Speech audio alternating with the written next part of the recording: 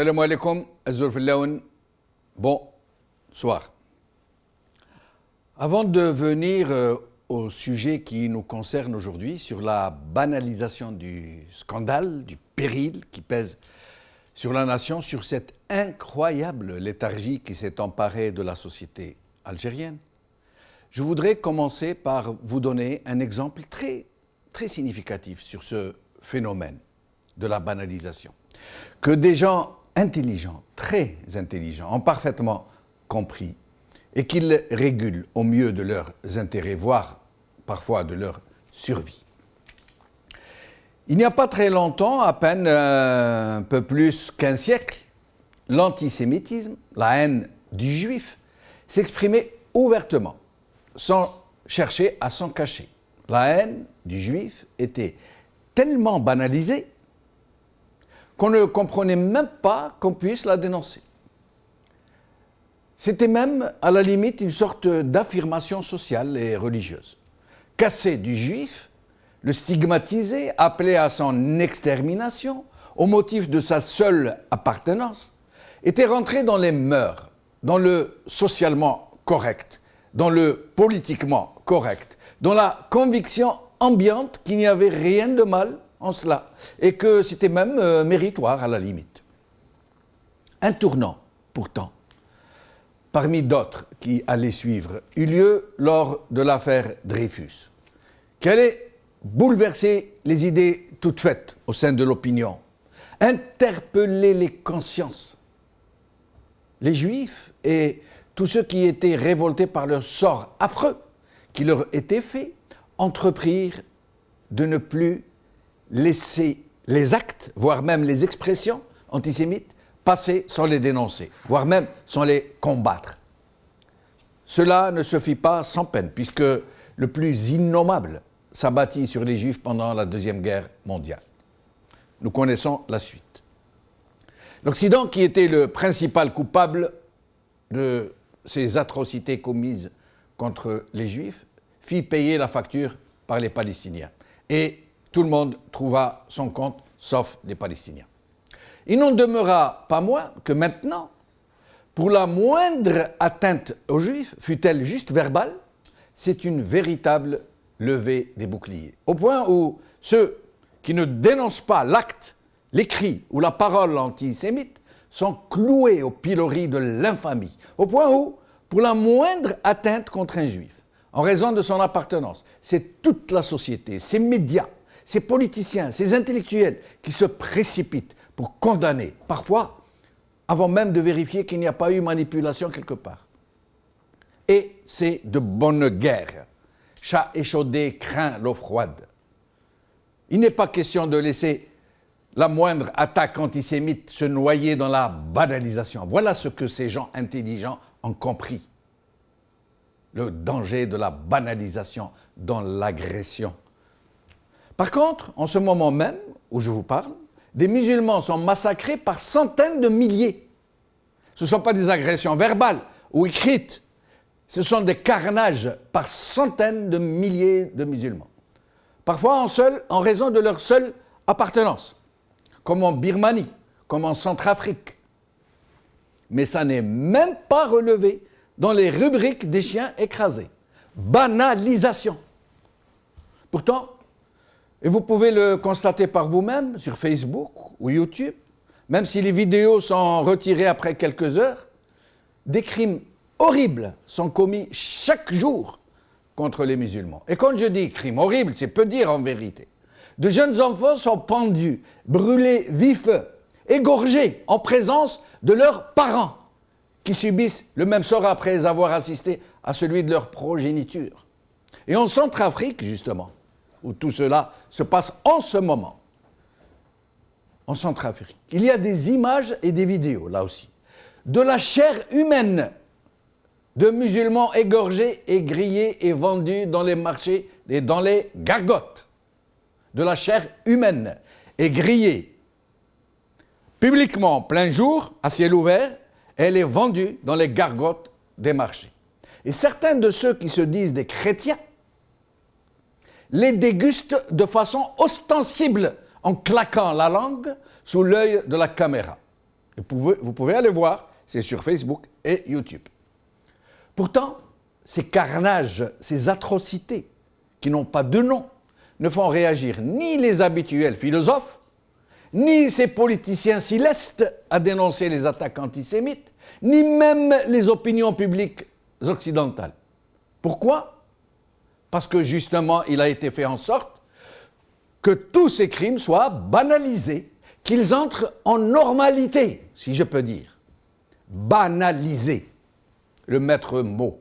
Et si d'aventure, vous risquez à faire la comparaison entre la différence de réaction sur les crimes et les attaques commises sur les uns et les atrocités commises sur les autres, on vous reprochera de faire dans la surenchère victimaire. Il n'y a pas suffisamment de compassion pour tout le monde dans le marché de la compassion. Encore moins pour ces cohortes de muses. Mais revenons à nos moutons, si je peux me permettre ce terme. Je n'évoque cet aspect de la banalisation que pour en arriver à ce qui se passe en Algérie, justement. Si les circonstances ne sont pas les mêmes que ceux dont je viens de parler, le phénomène relève des mêmes processus mentaux. En Algérie, de nombreux observateurs, fins connaisseurs de la situation du pays, ont tiré la sonnette d'alarme sur la transmutation de la norme, justement, sur la banalisation des turpitudes, sur cet engourdissement mortel de l'opinion publique, sur les graves périls qui menacent la société tout entière, sur ce naufrage annoncé. De nombreux observateurs, des sentinelles, des politiciens qui ne font pas que dans la coquetterie intellectuelle ni dans les effets de manche, ont dit, répété, presque hurlé, ce danger de la banalisation qui a anesthésié la société tout entière, au point où elle ne ressent plus la réalité à sa juste mesure. En vain, la conscience collective ne s'est pas arrêtée de sombrer dans les limbes de l'indifférence. Un de mes invités, Sofiane Gileli, nous avait raconté l'allégorie de la grenouille, si vous vous en rappelez. Et je m'en vais vous la redire, du moins pour ceux de nos amis qui ne la connaissaient pas. Quelqu'un a mis une casserole d'eau à chauffer sur un foyer en pleine nature. Une grenouille qui passait par là, y sauta. Elle frétilla de plaisir. L'eau était délicieusement fraîche. Puis, l'eau commença à tiédir. Et la petite grenouille s'y trouva encore plus à l'aise. Elle était si bien, confortablement installée. Et l'eau se mit à chauffer. Pas en une seule fois, bien sûr, mais doucement, imperceptiblement. Imperceptiblement. Et la grenouille ne sentit pas que la température était dangereusement montée. Elle s'était assoupie, prise dans les chaudes de vapeur du hammam. Et quand l'eau se mit à bouillir, la grenouille comprit qu'elle était en danger de mort. Elle ressentit soudainement la brûlure de l'eau quand elle vit sa peau flotter à la surface de la casserole. Elle voulut sauter dehors, mais c'était trop tard. Elle était à demi cuite et ses muscles ne répondaient plus. C'est cela la banalisation des périls. C'est cela la méthode que certains régimes prédateurs ont assimilée et mise en chantier.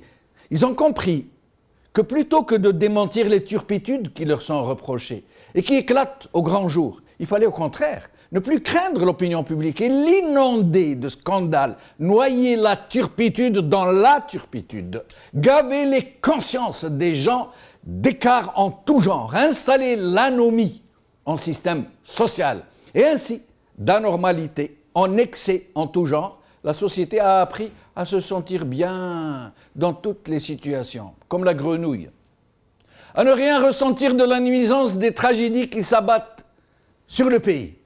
Un président était devenu incapable de gérer le pays durant son 3e mandat déjà, et la procédure d'empêchement ne fut pas évoquée, rien ne bougea.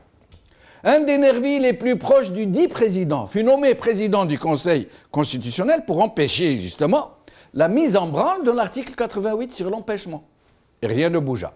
Le président fut poussé par on ne sait qui a rempli un 4e mandat dans son État et rien ne bougea. Il ne fit même pas sa propre campagne électorale et rien ne bougea. Il fut élu dans une parodie de scrutin avec une abstention record et rien ne bougea. Il ne s'est pas adressé à la nation pendant plus de 3 ans et rien ne bougea. Des chefs d'États étrangers viennent nous affirmer qu'il est d'une grande alacrité, qu'ils ont discuté avec lui pendant des heures de sujets très complexes, alors qu'ils avaient déclaré à d'autres qu'ils ne pouvaient pas parler. Et rien ne bougea. Le pays a perdu les 2/3 de ses ressources financières, qui ne proviennent que de la vente des seuls hydrocarbures. Et rien ne bouge.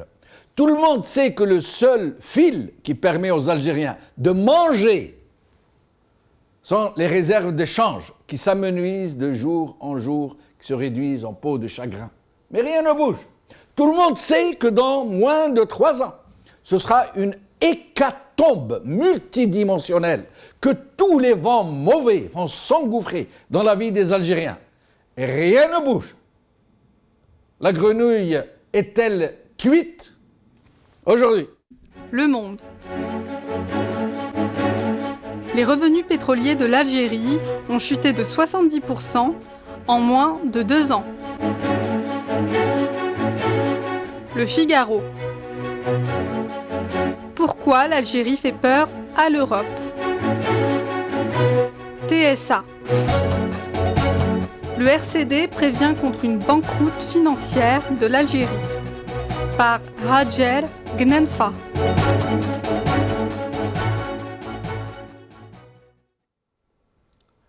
Aujourd'hui, avec nous, pour parler de tout ça, de la situation, mais aussi de cette banalisation et de ce qu'il faudrait faire, Ali Benouari, président de Nida Al-Watan, Sami Oussaddiq, président d'Ibtikar, ou Ammar Saoudi, secrétaire national à l'économie au RCD. Ali Benouari, merci d'avoir accepté notre invitation. C'est moi qui vous remercie. Merci de m'inviter comme d'habitude. Je salue vos invités. Merci à vous. Au passage. Alors, merci. Alors, Ali Benouari, nous parlions de la banalisation. Avant d'en arriver à la situation en soi, ce qui se passe, quel est le bilan que nous pouvons faire, est-ce que vous pouvez nous dire quelques mots sur cette curieuse banalisation de gens, d'une société tout entière qui est un peu dans l'allégorie de la grenouille? Ce que je pense, évidemment, c'est ce que je dis d'habitude. Pour moi, il n'y a pas de surprise. Cette banalisation, comme vous l'appelez, vient du fait que les difficultés du pays sont d'ordre structurel. Autrement dit, quand bien même le pouvoir décidait de redresser la barre, on n'en verrait pas le résultat avant quelques années. Ceci au cas où il aurait vraiment envie de procéder à des ajustements en profondeur qui passent nécessairement par des réformes politiques. Alors, c'est des mesurettes. Quand vous dites paralysie ou quand vous dites ce n'est ni de la paralysie ni de l'indifférence à mon avis, parce que depuis 2 ans, le pouvoir opère par des mesurettes, par des mesures qui sont censées corriger les problèmes, mais le résultat est quasi nul parce que ce sont des mesures qui ne sont pas à la hauteur de la situation. Quelles que soient les mesures que le régime prend au gré des lois de finances, cela évidemment ne suffit pas à combler les déficits qui résultent d'une baisse du prix du pétrole et de notre incapacité structurelle à produire et à exporter autre chose. Donc à mon avis, ce n'est pas de l'indifférence, loin de là, mais de l'incapacité. Une incapacité, je dirais, congénitale. Voilà un peu mon avis. Mais Ali Benouari, imaginons une situation tout à fait théorique, je précise bien. Imaginons que demain, le régime arrive gentiment, comme ça, il nous dit « Excusez-nous, tenez, voilà les clés que je remets au peuple algérien. Excusez-moi, je reconnais mes fautes, j'ai mené ce pays au désastre, je m'en excuse, je m'en vais. Et même plus, je vais vous rembourser même ce que j'ai volé, il n'y a aucun souci. » Combien de temps, quels sont les moyens à mettre en œuvre et combien de temps faudrait-il pour remettre la situation à peu près à une situation normale, à peu près pour ne pas aller vers le désastre. Ça veut dire même si le régime lui-même vient demain, il vous dit tenez, même pas de transition, tenez, voilà le pouvoir. Ramenez les meilleurs d'entre vous et essayez d'arranger ce que moi j'ai commis. Mais même dans cette situation, El Benouri, vous pensez que c'est redressable? Ce que vous évoquez, évidemment, une hypothèse d'école que j'exclus. Comme je l'exclus parce que le pouvoir ne partira pas aussi facilement. Il ne partira pas. S'il voulait partir, il aurait pu organiser ou éviter d'organiser la fraude en 2014. C'était la dernière grande occasion. Si maintenant il entrait dans cette logique de partir et de reconnaître son échec, le pouvoir qui viendrait après ne pourrait rien faire s'il n'entreprenait pas des réformes politiques en profondeur. Pourquoi? D'abord parce c'est-à-dire du sang et des larmes, comme disait Churchill? Bien sûr, parce que les réformes en profondeur qu'il convient d'opérer sont des réformes qui seront nécessairement douloureuses. Seul un pouvoir légitime peut les faire accepter au peuple. Ça, donc, on n'y échappera pas. Donc, des larmes, des sueurs, oui, c'est certain, puisque la situation a atteint un degré tel qu'on ne peut pas exclure l'austérité. Mais cette austérité, pour qu'elle soit acceptée et pour qu'elle soit partagée par le plus grand nombre d'Algériens, il faudrait un pouvoir qui soit représentatif, qui soit légitime, dans lequel les gens se reconnaissent. El Benouri, comme ça, à la louche, je sais que ce n'est pas facile. Si demain, la situation entrait en normalité, j'allais dire, combien d'années nous faudrait-il à supposer que tout le monde doit s'y mettre et que tout le monde accepte de passer par plusieurs années d'austérité, de travail acharné, de redressement, de correction. Combien d'années nous faudrait-il pour arriver à une situation à peu près normale? Oui, de ce point de vue-là, votre questionnement est tout à fait pertinent. Il faudrait, à mon avis, 5 ans avant de commencer à entrevoir des résultats positifs. Je dis bien 5 ans. Parce que ce sont des réformes structurelles. Les problèmes étant structurels, il faudrait du temps pour redresser la barre. Ça veut dire, selon vous, en 5 ans, l'agriculture se mettrait à produire, l'industrie se sortirait de ses cendres, le tourisme serait normal, les services aussi, en 5 ans. En 5 ans, on pourrait... Pour commencer à redresser la barre. C'est-à-dire pour commencer à voir... à produire et à exporter autre chose, je dis commencer. Mais naturellement, le temps sera beaucoup plus long pour compenser les dérives et les carences constatées pendant des décennies. Il faudrait, je dirais, une vingtaine d'années pour que le pays se retrouve dans une situation où il pourra se passer complètement du pétrole et du gaz.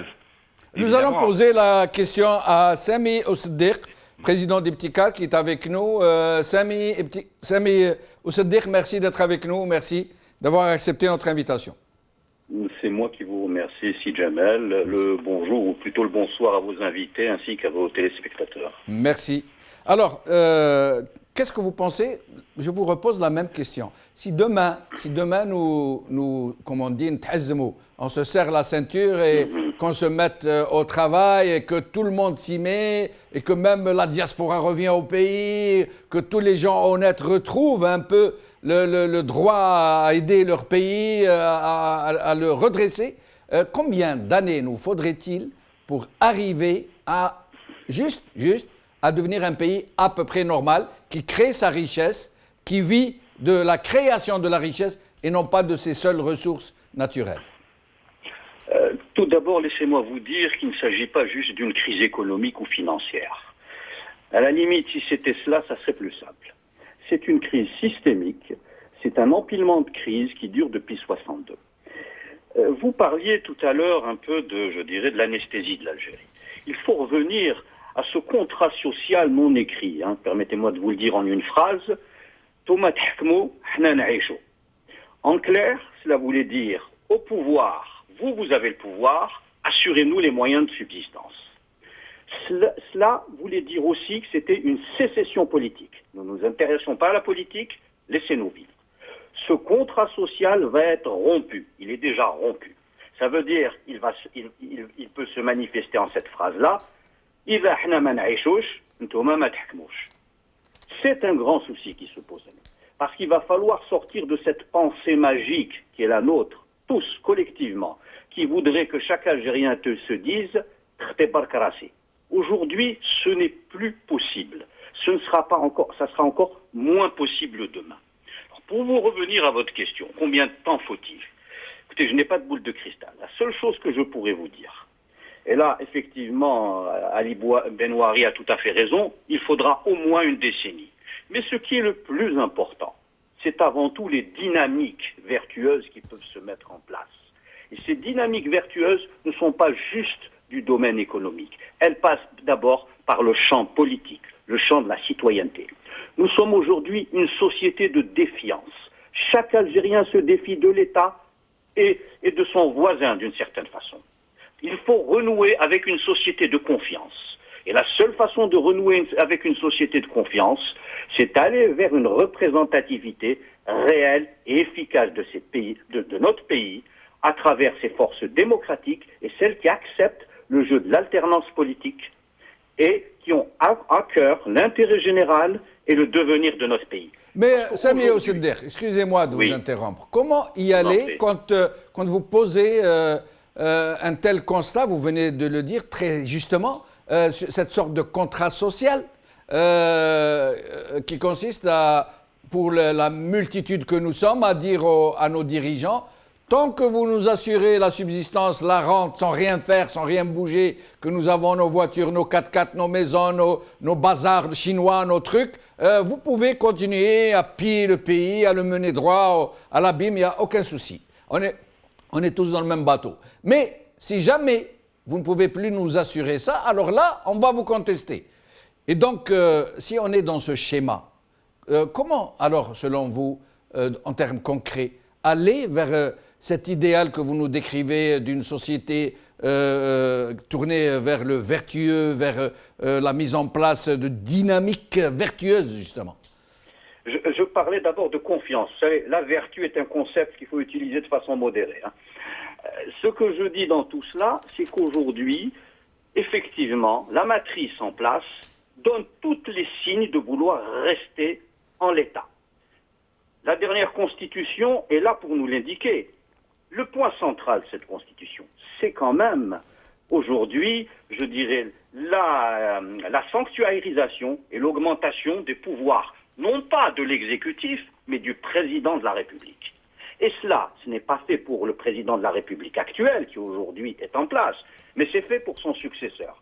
Ça veut dire, aujourd'hui, on a mis en place un outil, je dirais, constitutionnel pour pérenniser un pouvoir. Mais vous savez, cela ne dure pas, parce que le mur de la réalité arrive, et il arrive à grands pas. Le monde, d'une certaine façon, va débarquer chez nous. Il va débarquer de la pire des façons. En 1830, ils sont arrivés avec leurs vaisseaux. Cette fois-ci, ils viendront avec leur argent. Et quand je dis l'argent, c'est qu'effectivement, nous allons sur le chemin de l'endettement. Il y a 3 ans, j'écrivais cela dans la fameuse note Reset Algéria, lorsque le pétrole était à 120 € le baril. Tout le monde ricanait sur cette situation. Malheureusement, ce sont des tendances lourdes qui existent depuis un certain moment et elles vont arriver à un point de basculement où là, le monde va s'occuper de nous. Parce que nous n'avons pas pris le temps de nous occuper de nous-mêmes. Et ce monde-là, cette mondialisation, est un monde sans pitié. Restez avec nous, Sami Osselder, je reviens à vous dans un moment.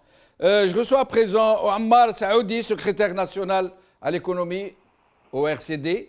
Merci Ammar Saoudi d'avoir accepté notre invitation. C'est moi qui vous remercie. Ammar, je corrige, pardon, excusez-moi. Ammar. Voilà, exactement.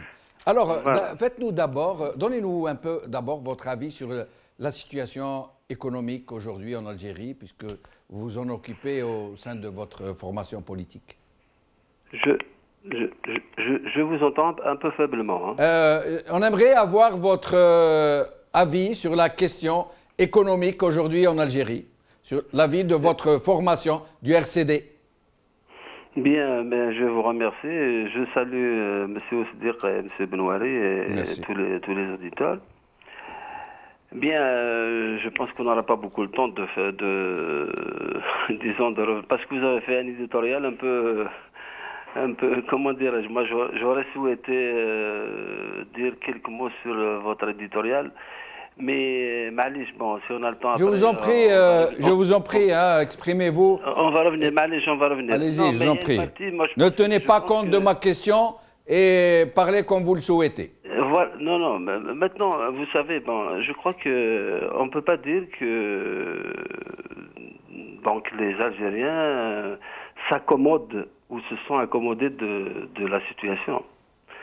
C'est vrai que la rente pétrolière a permis, disons, d'inonder un peu le marché,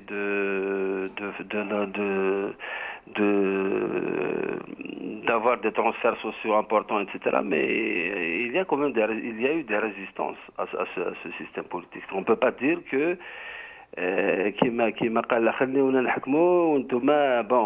pense que c'est pas tout à fait cette dichotomie. Alors dites-nous de façon claire ce que vous pensez. Comment? Dites-nous alors ce que vous pensez, puisque vous ne pensez pas que ce soit comme ça. Je pense que les Algériens n'ont jamais accepté ce pouvoir depuis 62. Et je ne vais pas remonter à 62, mais je remonte simplement, disons, aux 15 dernières années. Et c'est jalonné par des émeutes, en passant par exemple par les grandes émeutes en Kabylie, où il y a eu 128 morts. Au sud, jusqu'à présent, il y a par exemple des contestations, il y a des syndicalistes, des travailleurs qui sont licenciés, qui se battent. Il y a pas longtemps au niveau à Batna par exemple, il y a eu aussi des contestations. Donc il y a des contestations. Donc, ce pouvoir n'a jamais été accepté parce qu'effectivement c'est un pouvoir qui gouverne. Vous pensez sérieusement que le pouvoir est contesté en Algérie et qu'il y a une vraie contestation organisée, une opposition qui le menace dans sa pérennité? Vous le pensez vraiment? Je n'ai pas parlé de contestation organisée. Il y a des partis, effectivement, qui sont organisés, mais il y a des contestations de citoyens. Et vous n'allez qu'à prendre la presse, même si elle ne rapporte peut-être pas tout, mais il y a des contestations. Ce n'est pas vrai. Les Algériens ne se contentent pas des subsides que lâche le pouvoir. Maintenant, pour revenir à votre question, je pense que si ce pouvoir pouvait assurer l'aisance aux Algériens, il va le faire. Le problème n'est pas là. Le problème, ce n'est pas il y a un pouvoir et ce pouvoir fait tout pour appauvrir la société. Le problème, c'est que ce pouvoir, de par pour toutes les politiques qu'il a menées, la crise maintenant est structurelle, c'est-à-dire qu'il n'a même plus les moyens d'intervenir pour améliorer la situation. C'est pour ça que ce pouvoir doit partir. Et pourquoi il n'a plus les moyens de pouvoir corriger? Est-ce que c'est dû à des phénomènes exogènes, comme par exemple la chute des prix du baril, ou parce qu'il gère moins bien qu'il gérait? Vous savez, non, c'est bien sûr que la chute des prix du baril a fait que, donc, il y a donc, comme vous l'avez dit vous-même, il y a 70% de rentrées financières qui ne sont plus là, donc il ne peut plus assurer les transferts sociaux qu'il faut, les dépenses d'urgence qu'il faut, mais fondamentalement, la crise est structurelle, c'est-à-dire que ce pouvoir, en réalité, il n'a pas construit une économie. C'est pour ça que, en réalité, la crise qu'il y a, même si je parle sous le contrôle de vos invités, qui sont des éminents économistes, ce n'est pas une crise économique, c'est d'abord une crise financière. Parce que, en termes d'économie, ce pouvoir ne sait pas occupés à construire une économie de production, une économie qui peut créer des emplois en dehors des classiques recrutement dans le secteur public. Donc c'est une économie, en fait c'est toute cette situation. La gestion donc de la société a été faite grâce au surplus du pétrole. Donc mais Omar Saoudi, excusez-moi, Omar Saoudi, est-ce que nous pouvons dire, sans risquer d'exagérer, que ce régime, vous dites qu'il n'a pas voulu assurer l'aisance, qu'il a appauvri les gens, est-ce que nous ne pouvons pas dire que ce régime n'a perduré que sur la stratégie de la rente, qui n'a rien fait d'autre, qui n'a jamais créé de richesse, et encore moins distribué une richesse créée de la création de richesse, il n'a rien fait d'autre que de distribuer la rente en fonction des cercles concentriques qui sont autour de lui, beaucoup dans ses premiers cercles, un peu moins jusqu'à ce qu'il arrive aux périphéries de la périphérie, ça veut dire les damnés de la terre de l'Algérie profonde, qui n'ont rien du tout, qui crèvent de misère. Est-ce qu'on ne peut pas dire que ce régime, en fait, il n'a fait que vivre sur la rente et qu'il a acheté la paix sociale quasi totale, si on accepte quelques émeutes par-ci, par-là? Est-ce qu'on ne peut pas dire ça? Mais c'est ce que je suis en train de vous dire. Je dis moi, j'ai compris le contraire. Non, mais ce pouvoir est assis en fait sur la rente, c'est-à-dire qu'il achète la paix sociale par la rente. Les subsides qu'il distribue, c'est pour avoir la paix sociale.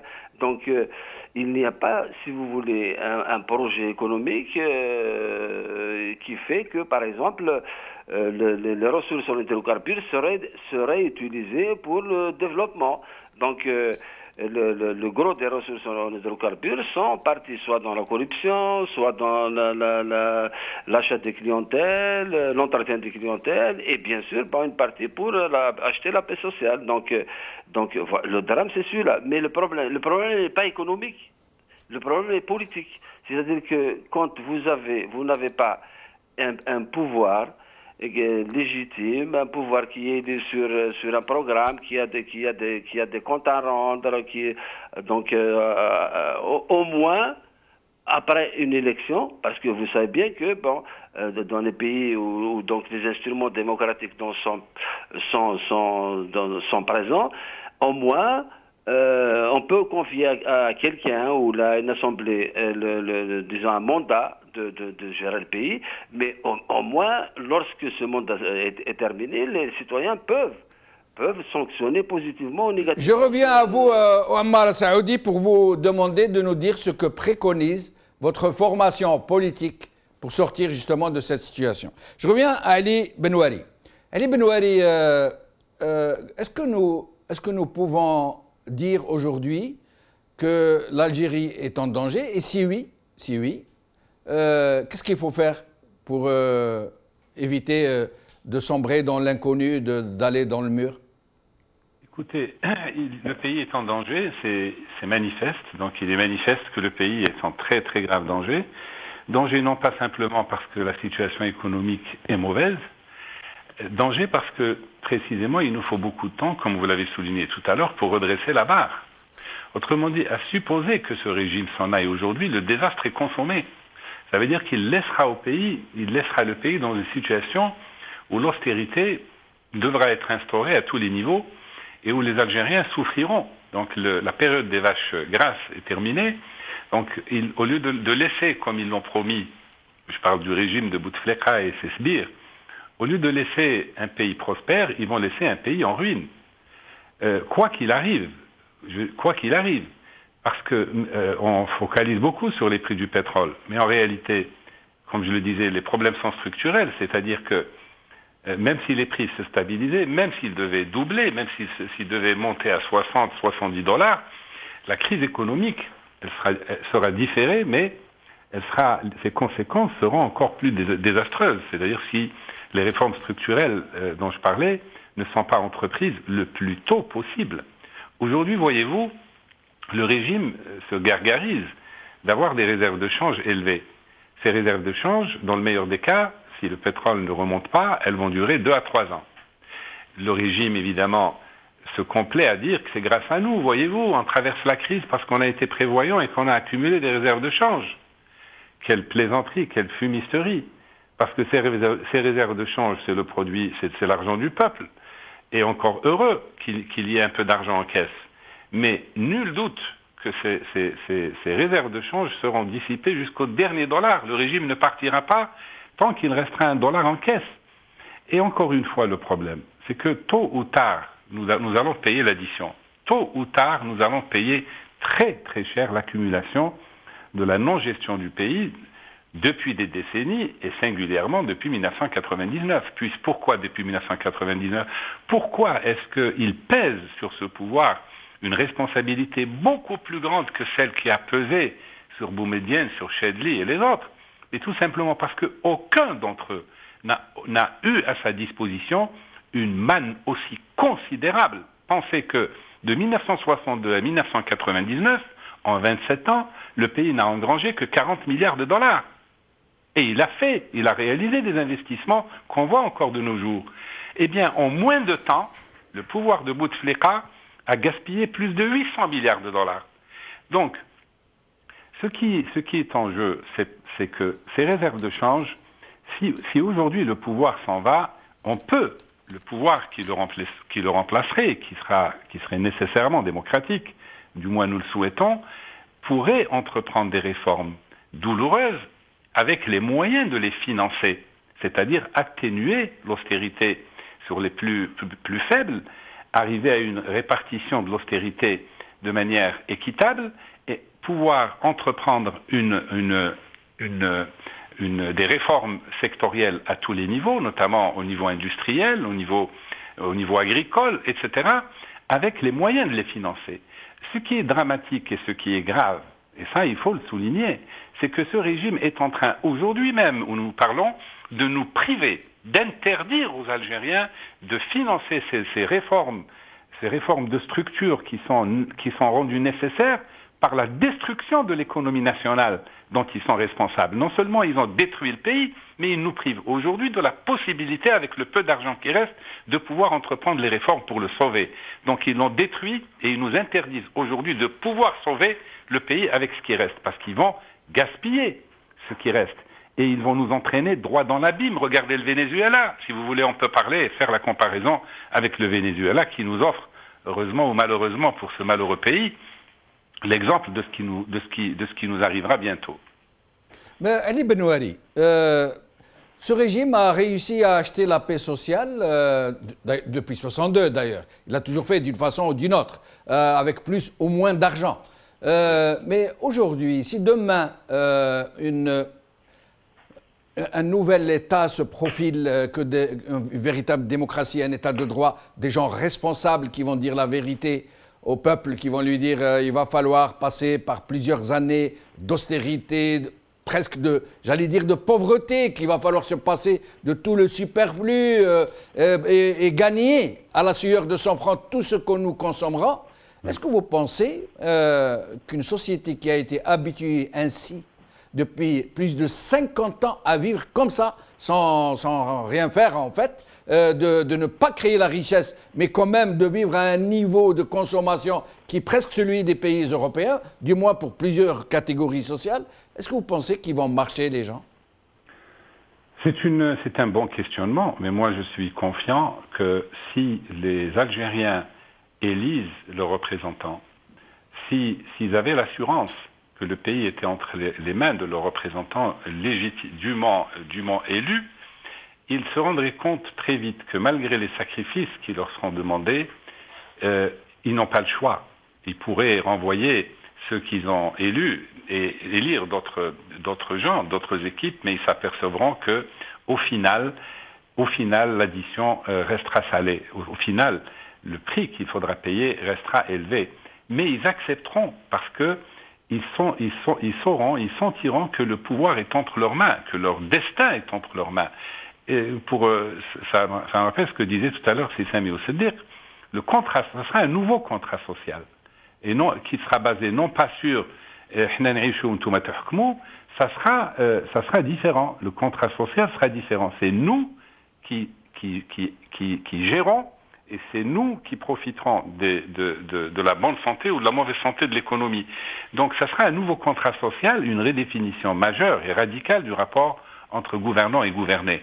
Je n'exclus bien entendu pas les déceptions. Beaucoup de gens continueront de rêver. Une fois qu'ils auront élu des représentants à travers des élections libres, ils vont être très exigeants, ils vont attendre d'eux des miracles.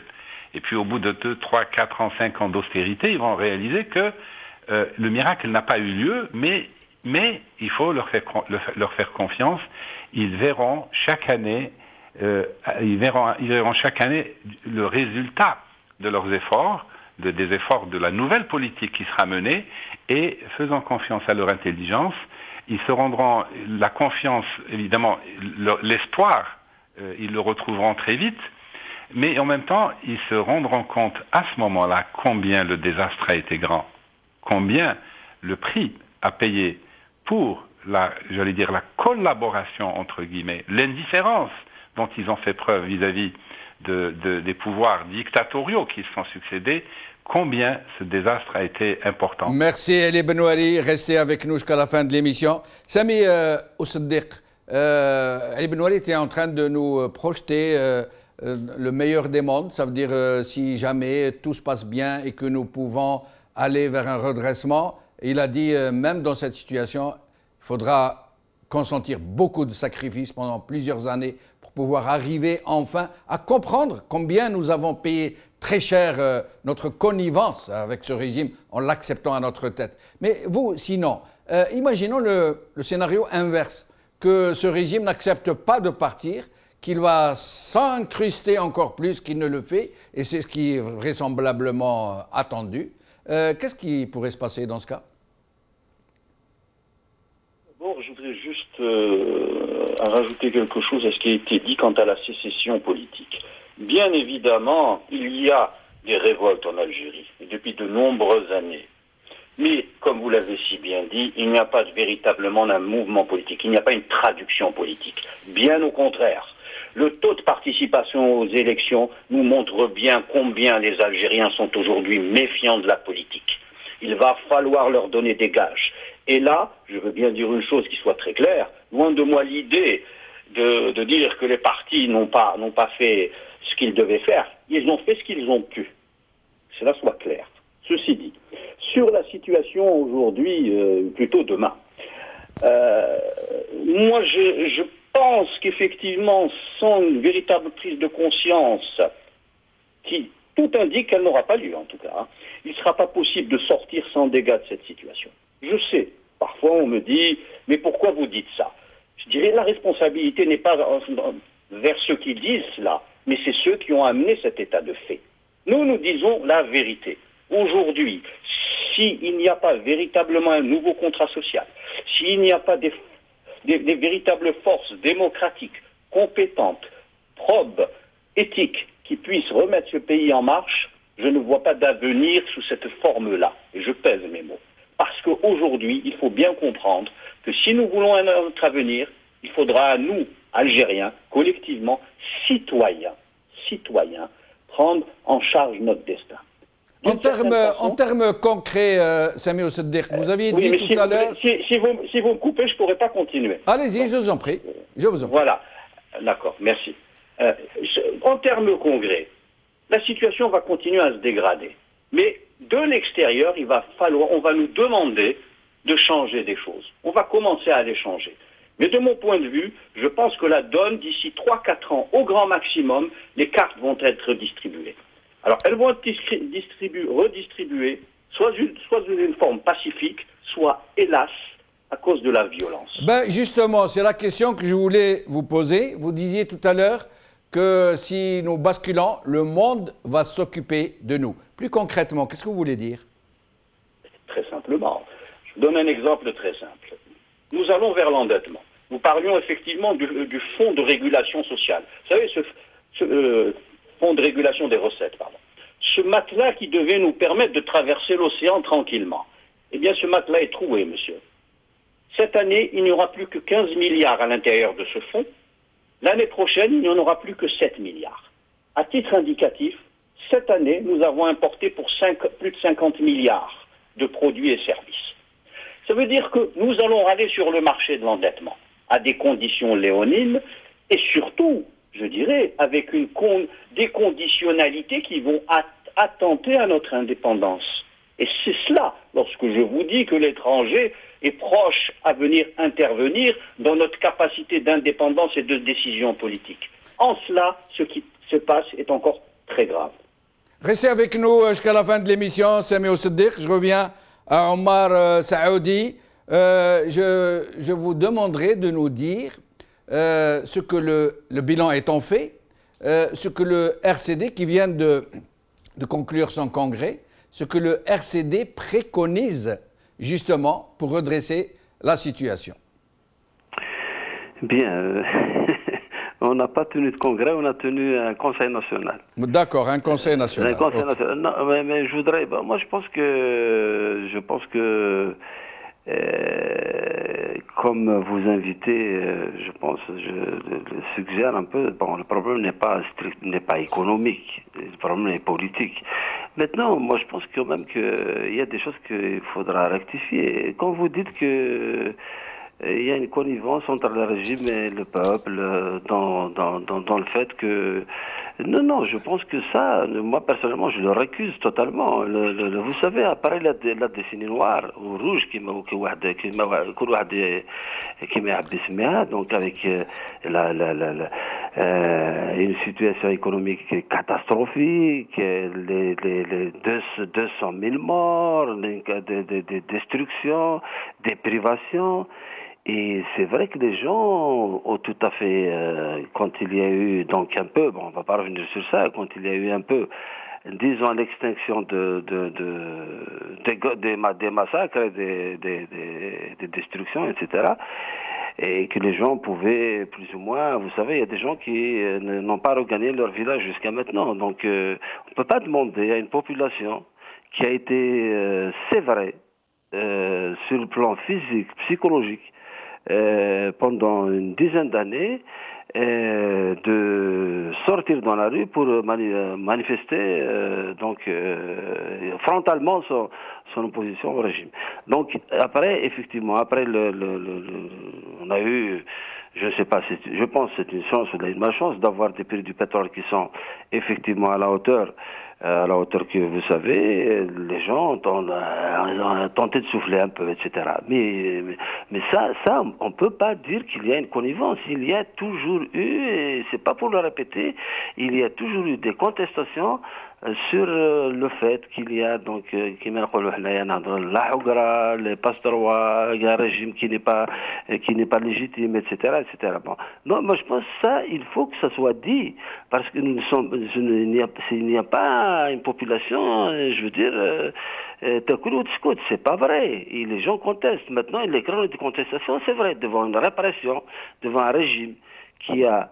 vous savez, nous sommes le premier pays d'Afrique dans les dépenses militaires. Alors, cette année, moi, je parle toujours sur le contrôle de M. Benouari et de M. Samuel Siddiq. Nous avons autour de 30... nous sommes au premier rang des dépenses militaires. Donc, ce régime, il a mis le paquet sur ces questions-là. Il y a une répression, vous le savez tous. Donc on ne peut pas dire aux citoyens, allez maintenant gauche. Bon, les gens, y compris, il y a des gens qui ont donné de leur vie, sans parler de tous les on ne dit pas, excusez-moi de vous interrompre, juste pour corriger, on ne dit pas aux gens, allez maintenant gauche. On est en train de dire qu'il faut lutter contre la banalisation de la turpitude. Il faut un contrat social. Non, laissez-moi terminer. Il faut un autre contrat social. Bien sûr qu'il faut un autre contrat social. Mais pour que ce contrat social soit possible, il faut qu'il y ait un retour à la souveraineté du peuple. Bien sûr qu'il faut un contrat social. Maintenant, et quand je vous dis que le problème n'est pas qu'économique, effectivement, bon, je ne suis pas la question. Quand vous dites que préconise le RCD, je crois que depuis longtemps, et c'est pas la peine de remonter à trop loin, les élections présidentielles, nous avons fait des offres. la question, par exemple, de la transition démocratique, de retour à la souveraineté, d'une transition négociée, on a bien dit négociée, graduelle, etc. À qui vous avez fait des offres? À qui vous avez fait des offres? Malheureusement. À qui? À qui vous avez fait des offres? Au pouvoir. C'est-à-dire que vous lui faites des offres et vous le laissez décider s'il accepte ou non? C'est un pouvoir de fait. C'est un pouvoir de fait. C'est un pouvoir de fait. Mais on ne va pas prendre les armes. On veut pas merci, je suis obligé de vous interrompre. Nous arrivons à la fin de l'émission. Nous allons revenir vers Sami Oussedir pour essayer d'équilibrer un peu les temps de parole. Sami Oussedir, vous avez un peu moins de 2 minutes pour clore cette émission. Je vous remercie. Je pense qu'aujourd'hui, il faut regarder l'avenir. L'avenir est sombre. Ça, il faut le cacher à personne. Il faut, je veux dire, tenir le langage de la vérité. Il est compliqué, il est sombre, mais je ne dirais pas qu'il est bouché. Aujourd'hui, il y a un préalable. Effectivement, on a beaucoup parlé de contrat social. Il faut refonder un autre contrat social. Mais pour refonder ce nouveau contrat social, il va falloir une véritable, et j'insiste sur le terme véritable, une véritable articulation des forces démocratiques et de progrès. Car aujourd'hui, comme toute politique, c'est un rapport de force. Dans ce rapport de force qui est en train de bouger, parce que la matrice n'aura plus bientôt toutes les ressources nécessaires à ce qu'elle continue cette hégémonie implacable. Si nous ne sommes pas capables de travailler ensemble en termes d'idées, de programmes et de projections, je dirais que là, la faute historique sera aussi de notre côté. Du point de vue économique, bien évidemment, le chantier est vaste. Il est énorme, mais il passera d'abord par la mobilisation des Algériens autour d'une nouvelle Algérie, d'un nouveau projet, et non plus s'inscrire dans l'agenda de la matrice. Sami Oussedir, je vous remercie. Omar Saoudi, je vous remercie. Ali Benouari, je vous remercie. Merci à vous qui avez suivi cette émission. Salam alaikum.